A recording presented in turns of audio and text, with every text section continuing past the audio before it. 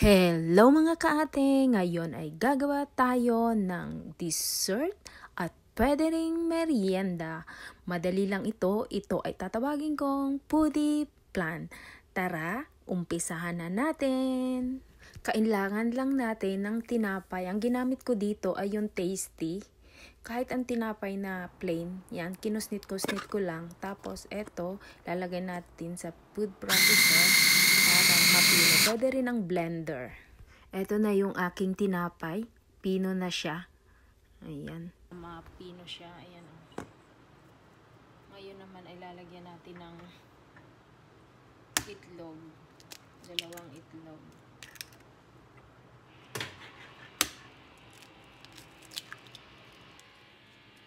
Konting vanilla essence, ibap at isang condensed milk.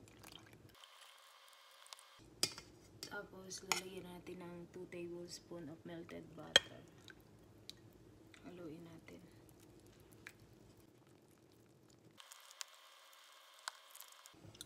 Hindi na ako maglalagay ng asukal dito kasi matamis na. Haluin lang nating mabuti hanggang sa mag-well combine.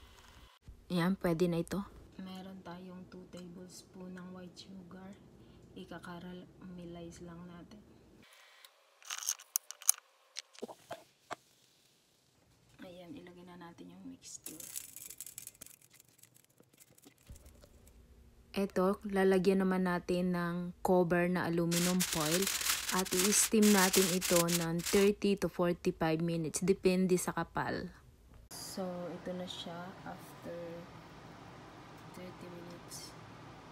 Ayan, wala na natin yun. Luto na. Ready to serve! Slice naman natin para matikman natin itong ating Pudi Plan. O, diba? May pudding na kayo, may leche plan pa. O, tingnan nyo yung texture. Leche plan na leche plan.